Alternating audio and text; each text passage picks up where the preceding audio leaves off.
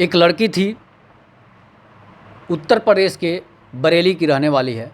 वो ट्रेन से उसे दिल्ली जाना होता है और बरेली के प्लेटफार्म नंबर 2 पर बैठकर ट्रेन आने का इंतज़ार कर रही थी। हालांकि बरेली एक मशहूर जगह है, किसी भी आदमी अगर वहाँ जाता है तो उसका मन लग जाता है।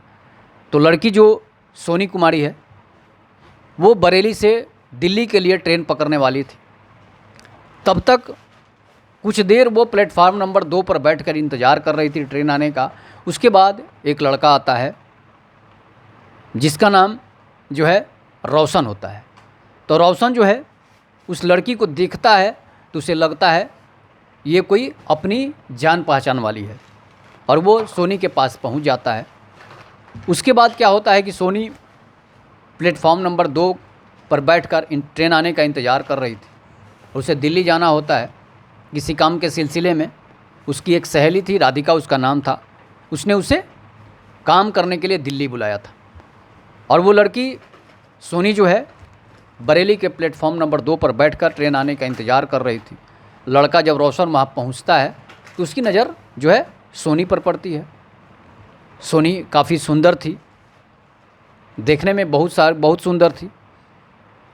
और जब रोशन का नज़र पड़ता है तो रोशन जो है देखकर हक्का बक्का रह जाता है। उसके दिल में लगता है कि हमारी जान पहचान वाली है।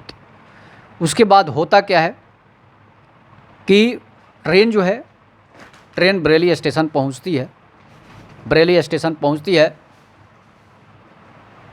सोनी के पास टिकट होता है दिल्ली का स्लीपर बोगी में, और वो स्लीपर बोगी जो है उसमें टिकट होता है उसका, सोनी का।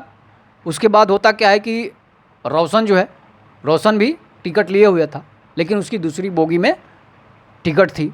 अब उसके बाद होता क्या है कि सोनी का टिकट जो है S1 में होता है और S3 में जो है रोशन कुमार का टिकट होता है। लेकिन रोशन कुमार धीरे धीरे नज़दीकियाँ जो है प्लेटफॉर्म पर ही बढ़ाना चालू कर देता है। उससे बात पूछता है कि आपको कहाँ जाना है, तो वो बताती है कि हमें अपने सहेली राधिका के पास दिल्ली जाना है। इसके बाद दोनों ट्रेन में चढ़ते हैं। चढ़ने के बाद सोनी जो है S1 में अपने बोगी में अपने सीट पर बैठ जाती है। उसके बगल में एक और सीट खाली था और उसे किसी और को बैठने नहीं देती है। इसके बाद जो है रोशन को बुलाती है। रोशन वहाँ पहुँचता है। हालांकि रोशन भी उसकी बोगी को ढूंढ रहा था और उसकी बोगी में पहुँच ही जाता है और वो उसे वहाँ पर बैठा लेती है। बरेली से ट्रेन जो है खुल जाती है। ट्रेन खुलने के बाद क्या होता है कि दोनों का सिलसिला जो है बातचीत का बढ़ता है और उससे पूछता है कि आपको दिल्ली क्यों जाना है। और वो बताती है कि हमें हमारी सहेली राधिका जो है वो हमें नौकरी दिलाने के लिए बुलाई है कि एक बड़ा कंपनी है जो उत्तर प्रदेश के ही एक लड़का का कंपनी है और उसी में वो उसे जॉब दिलाने के लिए बुलाई है। उसे 40,000 के करीब वेतन देने के लिए राधिका ने बताई थी। जब वहाँ ट्रेन धीरे धीरे सुबह होता है और दिल्ली पहुँचती है। ट्रेन दिल्ली पहुँचती है, उसके पहले ट्रेन में क्या क्या होता है, उसके पहले ट्रेन में कंबल जो था एक ही था और वो सिर्फ सोनी कुमारी जो है ट्रेन में कंबल ली हुई थी। रोशन के पास तो कुछ था ही नहीं, वो सिर्फ अपना बैग लिए हुए था और सिंपल बोगी में सफ़र कर रहा था, सिंपल टिकट से सफ़र कर रहा था, स्लीपर बोगी का टिकट था। अब ठंड का मौसम होता है, जनवरी का महीना होता है, तो जनवरी में तो ठंड देखते हैं कि कितना पड़ता है। उसके बाद क्या होता है कि कंबल सोनी जो है ओढ़ना चालू कर देती है। रोशन जो है चुपचाप बैठा वहाँ उसके पैर के बगल में बैठा हुआ है। उसके बाद रोशन जो है उसके कंबल में घुसना चाहता है। इसके बाद सीट जो है अलग, जो बर्थ होता है वो सीट था। एक सीट पर 2 लोग कैसे सो सकते थे। लेकिन धीरे धीरे क्या होता है कि दोनों जब आपस में बातें करना शुरू कर देते हैं तो लगता है कि ये उसी की 8 साल पहले तलाकशुदा पत्नी है। उसे पता चल जाता है, सोनी को भी इस बात का जानकारी था और रोशन को भी इस बात का जानकारी था कि हमारी पत्नी है जो तलाकशुदा आज से 8 साल पहले तलाक ले चुकी होती है। और बहुत कम उम्र में इन दोनों की शादी हो गई थी। कम उम्र में शादी होने के कारण दोनों का तलाक भी बहुत जल्द हो गया था, इसलिए कि रोशन काफ़ी शराब पीता था और शराब के नशे में जो है वो हमेशा रहता था, और शराब के नशे के कारण उसकी पत्नी उसे तलाक दे चुकी होती है। तलाक देने के बाद वो दोनों के अलग अलग रास्ते हो जाते हैं। सोनी का भी शादी हुआ नहीं था और रोशन का भी अभी शादी नहीं हुआ था तलाक के बाद, इसलिए कि तलाक की एक बड़ी प्रक्रिया होती है। जब दोनों एक कंबल में, सोनी जो है उसे बुलाती है कि आओ मेरे ही कंबल में सो जाओ। इसके बाद दोनों एक ही कंबल में सो जाते हैं। अब जब पति पत्नी तलाकशुदा हो या फिर साथ रहने वाली पत्नी हो, जब एक साथ होंगे तो ज़रूर है कि उनकी हवस जो है जोर मारेगी, और दोनों जो है रात भर ट्रेन में जो है अपनी हवस को भी पूरा करते हैं। हवस को पूरा करने के बाद दोनों के चेहरे पर एक सुकून आता है और दोनों को एक अलग तरह का आनंद का अनुभूति होता है, इसलिए कि रोशन जो है पहली बार बिना शराब पिए अपनी पत्नी के साथ हम बिस्तर था, ट्रेन में ही था, लेकिन अपनी पत्नी के साथ पहली बार बिना शराब के सहवास को पूरा कर रहा था, हवस को मिटा रहा था। तो आनंद तो ज़रूर उसे मिलेगी ही। उसके बाद क्या होता है, सुबह ट्रेन जो है, रात को ये लोग आपस में कंबल में सोए हुए होते हैं और सुबह ट्रेन जो है दिल्ली के पहुंच जाती है।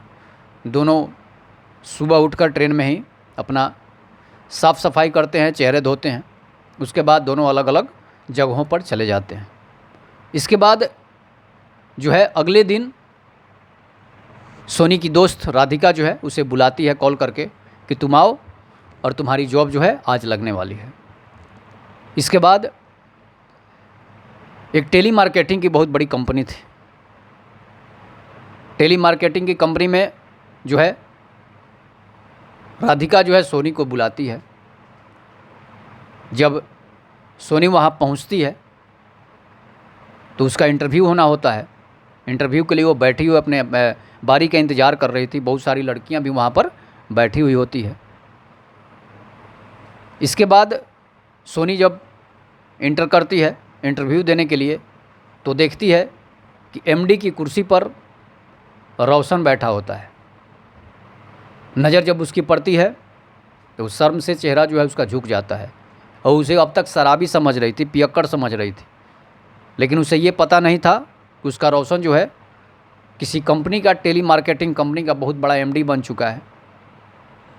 उसे होश आ गया होगा, हो सकता है कि शराब के नशे ने उसे उसके विचार को जो है बढ़ा दिया होगा और उसने शराब छोड़ दिया होगा, और शराब छोड़ने के बाद वो लगा होगा कि हमारी शराब के चलते हमारी पत्नी छोड़कर चली गई, पत्नी से तलाक हो गया, माता पिता ने हमें छोड़ दिया, और वो अपना मेहनत करके आगे बढ़ा और एक बहुत बड़ी टेली मार्केटिंग का कंपनी खोल लिया और उसका एमडी बन गया।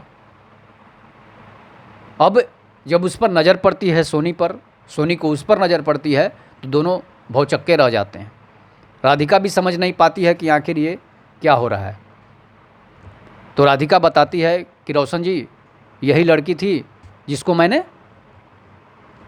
आपके कंपनी में जॉब दिलाने के लिए बुलाई हूँ, और ये मेरी सहेली है, उत्तर प्रदेश के बरेली की रहने वाली है। वो बताता है कि रोशन बताते हैं ये लड़की तो शादीशुदा है। वो बताती कि नहीं ये तो कुमारी है, लेकिन वो बताता है कि नहीं ये शादीशुदा लड़की है, और ये वही लड़की है जो आज से 8 साल पहले इसकी हमसे शादी हुई थी और उसी साल इससे तलाक हो गया था। ठीक से इसे देख भी नहीं पाए थे, ठीक से समझ भी नहीं पाए थे, इसलिए कि मैं शराबी था और शराब के नशे में हमेशा रहता था, इसलिए इसका चेहरा भी ठीक से नहीं देख पाया था। और इसका चेहरा जो है आते समय ट्रेन में हम लोग मिले तो इसका चेहरा हमने ठीक से देखा, अपनी पत्नी के रूप में देखा। अब तो राधिका भौचक्की रह जाती है कि भाई ये क्या हो गया, हम जिस लड़की को बुलाए वो इनकी पत्नी है, और उसने रोशन भी बताया था कि हम शादीशुदा नहीं हैं, हमारी भी शादी नहीं हुई है, और सोनी भी बताई कि हमारी भी शादी नहीं हुई। अब दोनों जो है अचंभित हो जाते हैं कि भाई ये क्या हो गया, ये तो बहुत बड़ी विडंबना है, बहुत बड़ी घटना है जो दो पति पत्नियों को एक साथ मिलाने के लिए यहाँ पर ये समय रुका हुआ है। और दोनों एक दूसरे पर कटाक्ष काल चालू कर देते हैं, आपस में दोनों झगड़े भी करने चालू कर देते हैं वहीं पर। और वो झगड़ा वो शराब के नशे वाला झगड़ा नहीं था। ये झगड़ा जो था वो प्रेम का था, पति और पत्नी का झगड़ा था। राधिका जो है वहाँ से बाहर आ जाती है, सोनी और रोशन जो हैं एक दूसरे के गले मिलते हैं। और गले मिलने के बाद सोनी बताती है कि हम तुम्हें समझ नहीं पाए कि तुम शराबी थे और शराब छोड़ने के बाद इतने बड़े पद पर कैसे पहुंच गए, और मैं आज तक इसलिए कुंवारी हूं कि मैं तुम्हें आज भी दिल से चाहती हूं। इसलिए कि दोनों ने लव मैरिज शादी किया था और इसके बाद झगड़ा भी हो गया था, तलाक भी हो गया था।